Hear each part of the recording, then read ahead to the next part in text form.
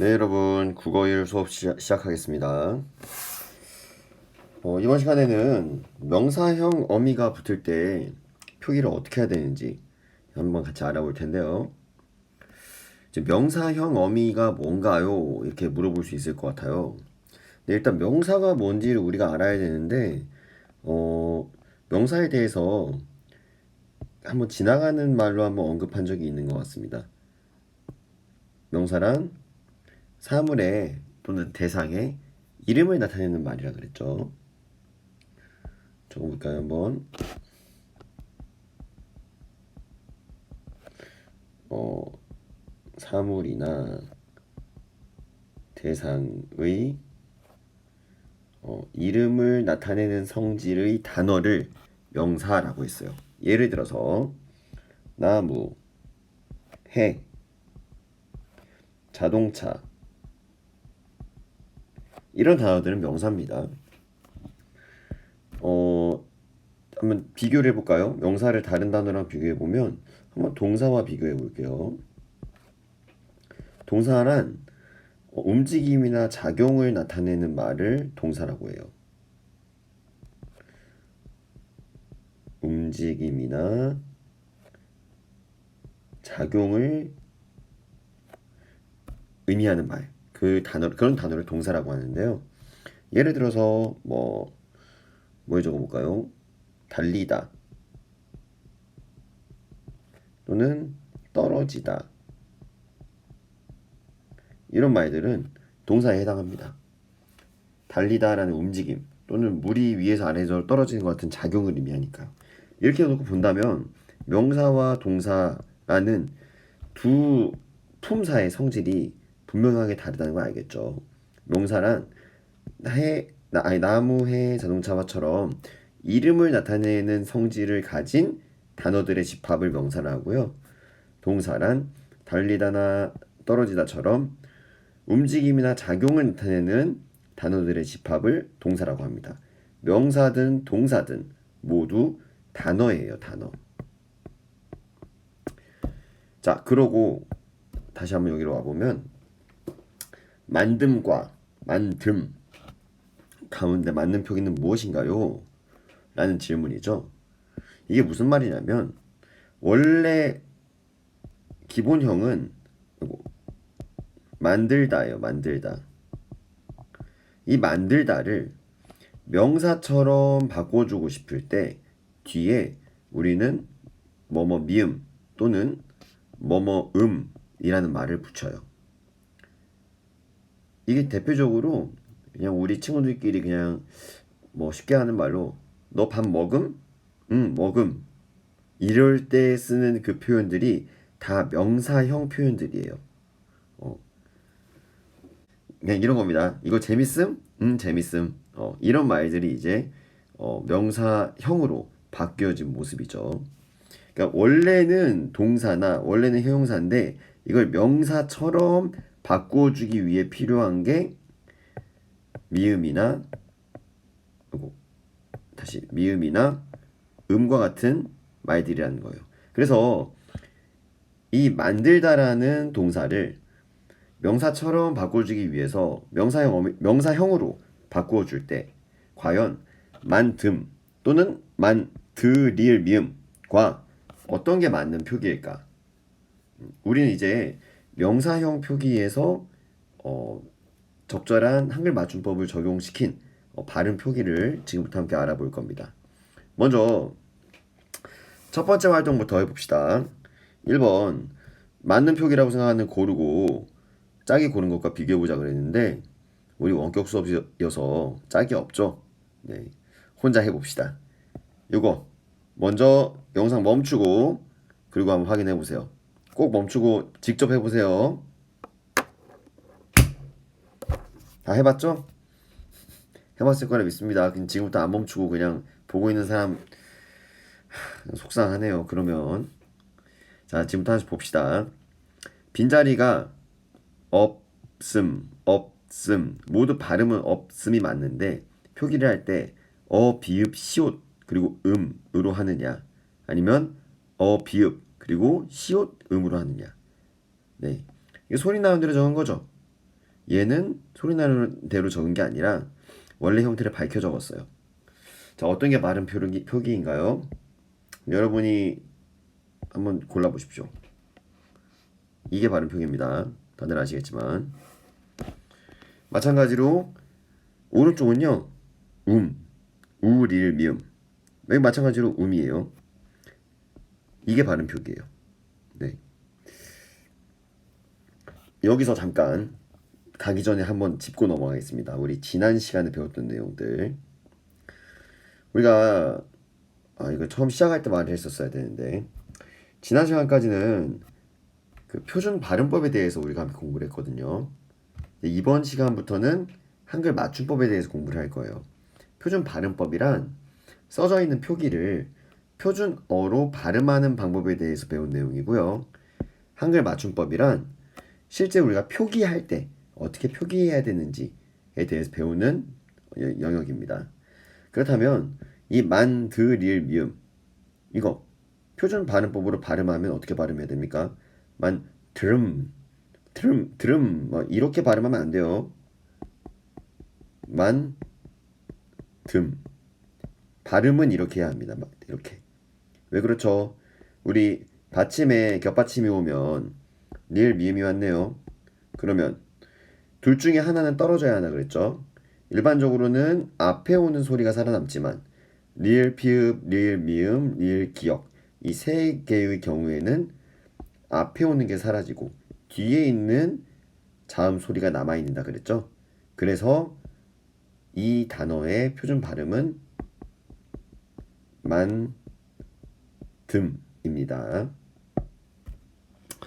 여기도 그래서 마찬가지로 발음은 이 돼야 해요. 똑같죠. 발음은 하지만 표기가 다르죠. 우리는 표기를 어떻게 해야 되는지에 대해서 배울 겁니다. 자, 왜 이렇게 쓰느냐? 함께 봅시다. 이게 한글 맞춤법 15항에 대한 내용인데요. 용언의 어간과 어미는 구별하여 적는다 라고 나와 있습니다.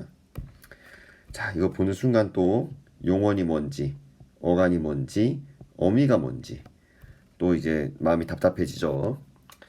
그래서 지난번에 같이 공부했던 내용 한번 다시 살펴보면서 보겠습니다. 자, 여기서 용언이 뭔지 또 여기서 어간과 어미가 뭔지 전에 한번 설명을 했었던 것 같아요. 한번 같이 봅시다. 용언이란 동사 또는 형용사와 같은 말들을 용언이라고 하는데 이 용언이란 형태가 바뀔 수 있는 활용을 할 수 있는 말을 용언이라고 한다고 했어요. 그럼 선생님 이 활용이 뭡니까? 이 밑에 있는 겁니다. 이 먹다라는 말 움직임을 나타냈으니까 동사죠. 네. 근데 이 먹다는 형태가 바뀌어요. 뒤에 오는 말이 갈아치기 됩니다. 바꿔치기 할 수 있어요. 앞에 오는 말은 그대로 있지만 뒤에 오는 말이 먹다, 먹고, 먹지, 먹게, 먹어서, 먹으니 이런 식으로 바뀌어질 수 있어요. 형태가 달라지는 거죠. 이 하나의 단어가. 그래서 이때 형태가 바뀌지 않는 부분을 어간이라고 했어요. 바뀌지 않았죠? 그리고 형태가 바뀌는 부분을 어미라고 했어요. 밑에 정리가 이렇게 되어 있죠. 용언이란 어간과 어미로 나뉜다. 근데 이 어간이란 바뀌지 않는 부분, 우리 먹다에서는 먹에 해당하는 부분이고요. 그리고 고, 며, 지처럼 먹고, 먹으며, 먹지 이렇게 바뀔 수 있는 부분을 어미라고 한다.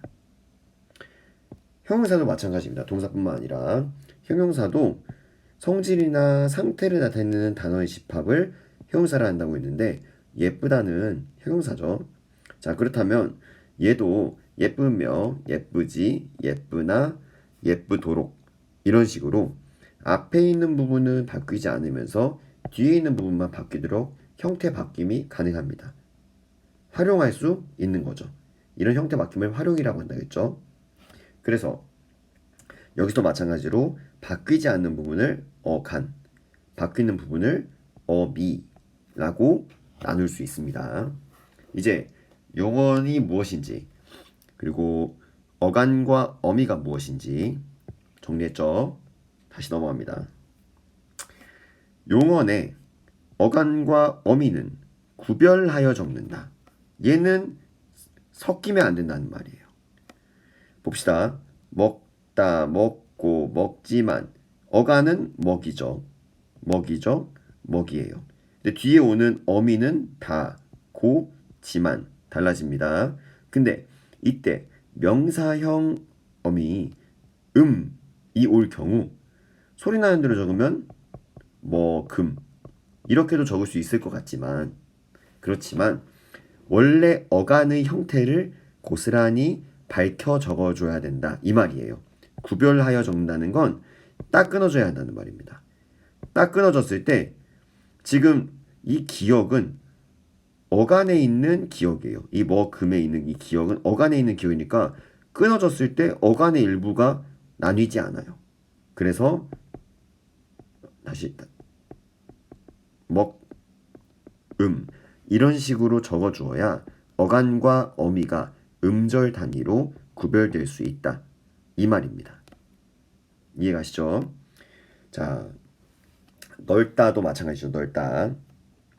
우리 넓다도 복습해서 표준 발음 넓다로 발음해야 되죠. 왜? 받침 소리에 오는 릴, 피읍, 리을, 미음, 리을 기억이 아니면 다 모두 뒤에 있는 소리가 사라지고 앞에 있는 소리가 살아난다고 했죠. 그래서 널이라고 소리가 나야 합니다. 표준 발음은요. 이 상황에서도 마찬가지로 뒤에 음이 오게 되면요. 자연스럽게 연음이 이루어지면서 이 비읍이 뒤에 오는 초성으로 넘어갑니다. 그래서 발음하면 넓음 이렇게 발음하게 돼요. 하지만 넓음이라고 발음하더라도 표기는 이렇게 하면 안 된다는 겁니다.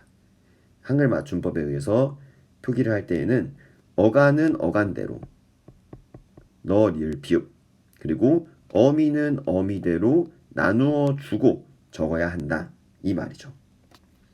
자, 이게 세 번째 사실 이게 가장 헷갈리기 쉬운 부분이에요. 우리가 줄다 줄어들다 할 때 그 줄다 있죠. 이 줄다에서 어간은 여기 보는 예시에서도 보이겠지만 바뀌지 않는 부분 줄입니다. 근데 바뀌는 부분인 어미는 뒤에 다죠. 이때 어미에 명사형으로 바꾸어주는 또는 미음이 온다고 했을 때 우리가 얘를 쉽게 이렇게 적기 쉬워요. 하지만 이렇게 적지 않습니다. 어떻게 적어야 되냐면요. 주, 리을, 미음 이렇게 적어줘야 돼요. 왜 그러냐? 이렇게 적어줘야 원래 있는 앞에 오는 어간의 형태가 변하지 않으니까요. 그래서 그런 겁니다. 아니 선생님 이거 이렇게 적으면 안 돼요?